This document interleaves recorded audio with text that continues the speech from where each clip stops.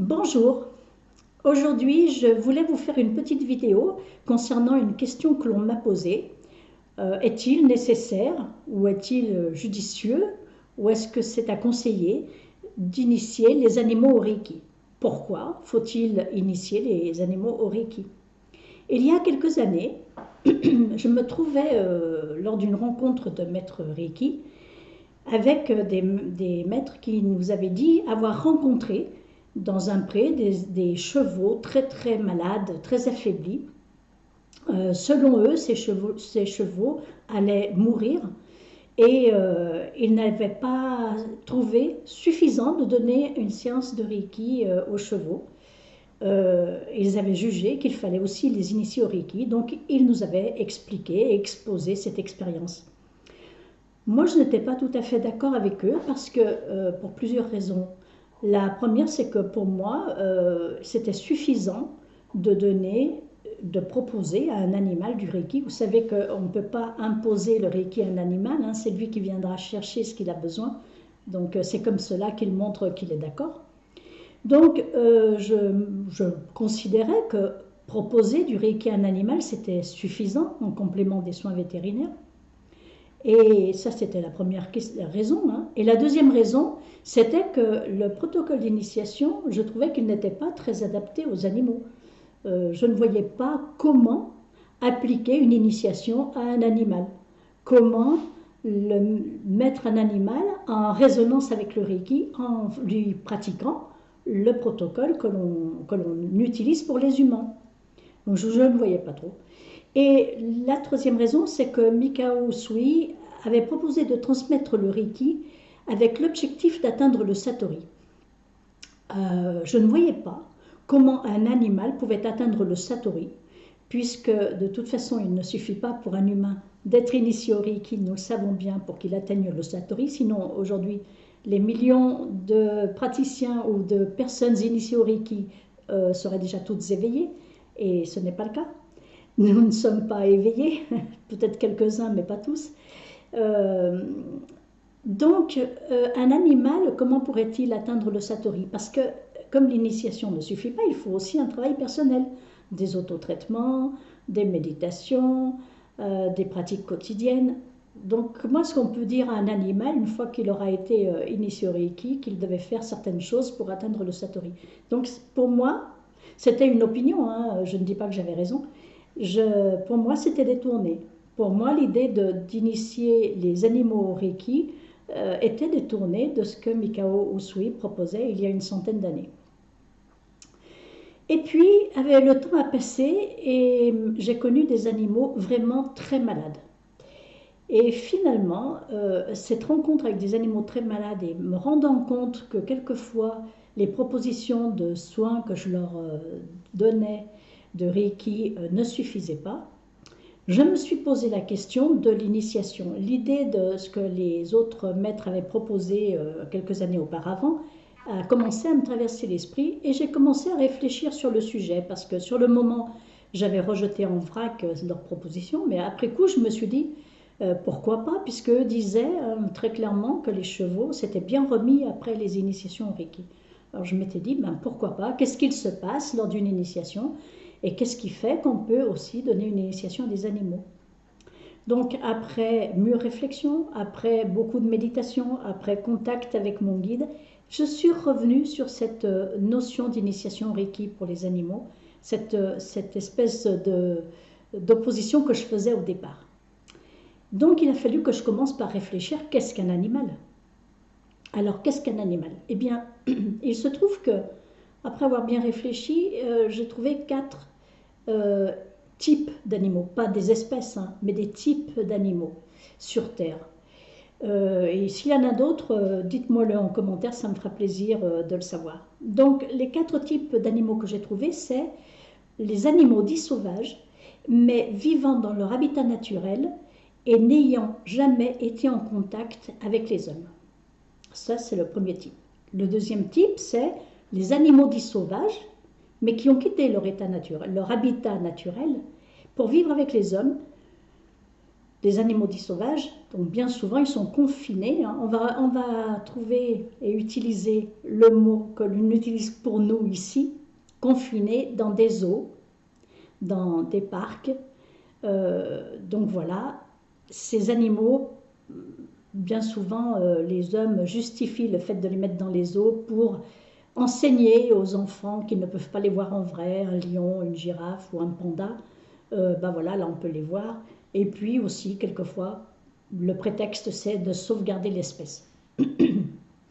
Donc ce sont quand même des animaux dits sauvages, mais qui ne sont pas sauvages. Ils ne peuvent pas vivre sans l'aide de l'homme. Nous ne pourrions jamais remettre en liberté un animal qui est né dans un zoo, qui a vécu dans un zoo toute sa vie. Pas tout seul. Le troisième type d'animaux, ce sont les animaux dits de compagnie. Alors là, vous avez toutes les catégories de chiens, de chats, de lapins, enfin, vous voyez. Ces animaux-là vivent toujours au contact des hommes et dépendent totalement des hommes pour se nourrir et pour tout. Et la quatrième catégorie, eh bien, ce sont les animaux qui sont élevés, les animaux dits d'élevage, qui sont élevés soit pour la consommation de nourriture, soit pour la consommation de leurs produits, comme le lait ou les œufs pour les poules, ou le lait pour les vaches, les brebis, les chèvres et tous les mammifères. Et également, on trouve dans cette catégorie les animaux élevés, puisque ce sont des animaux d'élevage, élevés pour la chasse, hein, parce qu'il y a très peu d'animaux sauvages qui sont chassés. Beaucoup, ils sont issus d'élevage, exprès pour la chasse, on les lâche au moment de la chasse. Et aujourd'hui, on ne peut plus le nier, tout le monde le sait. Donc c'est pas la peine que les chasseurs viennent nous dire que c'est pas vrai, et qu'ils sont là pour gérer les populations animales. Il y a aussi dans cette catégorie les animaux pour l'amusement, élevés pour l'amusement, comme dans les corridas, par exemple. Je parle de l'amusement légal, je ne parle pas des chiens élevés pour faire des combats de chiens, puisque ça, c'est interdit. Mais les corridas, par exemple, qui sont autorisés, eh bien voilà. Ou les animaux de cirque, hein, même topo, même problème. Eh bien, qu'est-ce que j'ai remarqué? C'est que dès l'instant qu'un animal est mis en contact, a été en contact avec l'homme, il perd quelque chose. Il perd quelque chose. Il perd sa nature. Il ne peut plus vivre sans l'intervention des hommes. Il ne peut plus se débrouiller seul. Et donc, certains animaux d'ailleurs dits de compagnie, comme les chiens et les chats, eux, c'est peut-être une mission qu'ils ont choisie, hein, c'est peut-être pas les hommes qui les ont, encore que je ne sais pas, je ne peux pas faire de recherche historique, savoir si c'est les hommes qui les ont élevés pour ça. Est-ce qu'on a tellement besoin d'avoir des animaux de compagnie? Moi-même, je ne vais pas critiquer ça, je vis avec un chien et avec un chat, et même une tortue, donc voilà. Mais ces animaux-là ne peuvent plus vivre sans nous. On ne peut plus aujourd'hui abandonner un chien dans une forêt parce qu'il ne se débrouillerait pas. Il mourrait. C'est même honteux de faire ça. Donc on est complètement responsable de ces animaux qui vivent avec nous. Eh bien, dès l'instant où un animal a des contacts et a affaire à un humain et dépend totalement de l'humain pour vivre, à ce moment-là, comme il ne peut plus se débrouiller seul, eh bien, il perd sa nature. Il perd la pureté de sa nature et sa capacité à se débrouiller, à se guérir et à se gérer. Donc, les seuls animaux aujourd'hui qui n'ont pas besoin d'aide et de reiki pour vivre, ce sont la première catégorie, ceux qui n'ont jamais été en contact avec les humains, parce qu'eux se gèrent très bien tout seuls. Et pourquoi est-ce qu'ils se gèrent très bien tout seuls? Parce que d'une façon générale, la nature se gère très bien toute seule. Tout ce qui vit sur la terre se gère très bien tout seul, d'une façon générale. Parce que, à part l'homme, aucune autre espèce, qu'elle soit minérale, végétale ou animale, ne modifie son habitat. Aucune espèce ne modifie son habitat et ne détruit son habitat. L'homme est le seul à le faire. Donc voilà pourquoi les animaux qui ne sont pas en contact avec les hommes, eh bien ils s'autorégulent et la Terre vivrait très bien si tout le monde s'autorégulait. Mais les animaux qui sont en contact avec les hommes perdent leur nature d'animal, presque, une partie en tout cas, et du coup acquièrent une sorte d'humanité. Alors sans faire d'anthropomorphisme, comme ils acquièrent une sorte d'humanité, ils arrivent à développer des pathologies humaines. Et c'est comme ça que j'ai vu arriver, moi, dans mon cabinet, des chiens qui prennent des antidépresseurs, que le vétérinaire leur a prescrit, bien sûr. Un chien qui prend des antidépresseurs, c'est quand même pas bien naturel. C'est parce que le chien est en contact avec des humains qui eux-mêmes sont déprimés. Donc, dans mon exemple, la dame, elle m'avait dit que son chien était complètement déprimé et prenait donc du Prozac. D'ailleurs, si je me souviens bien de ce qu'il prenait comme antidépresseur, c'était du Prozac. Mais elle n'en avait pas besoin en fait. Elle n'était pas du tout déprimée. Et ça m'a fait réfléchir à ce que fait un chien dans une maison.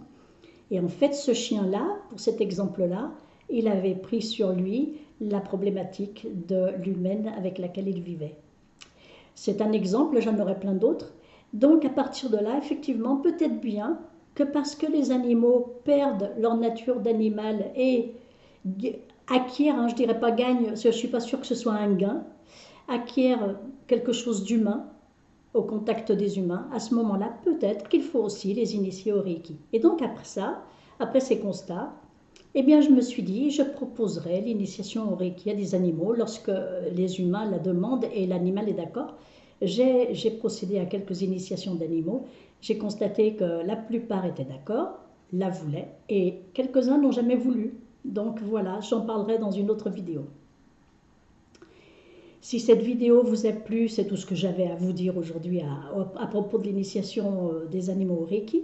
Si cette vidéo vous a plu, rendez-moi service, mettez un pouce, laissez des commentaires, mettez toutes vos questions et vos remarques en commentaire. Je me ferai un plaisir d'y répondre. Et puis vous aurez tous les liens vers ma page, vers mon site Reiki, vers ma page qui vous détaille la formation que j'ai créée pour apprendre à communiquer avec les animaux, et vers le site gratuit pour les animaux pour leur envoyer de l'énergie du Reiki et d'autres énergies à distance, gratuit pour les animaux, Animal Speaking. Merci de m'avoir écouté, je vous dis à bientôt, au revoir.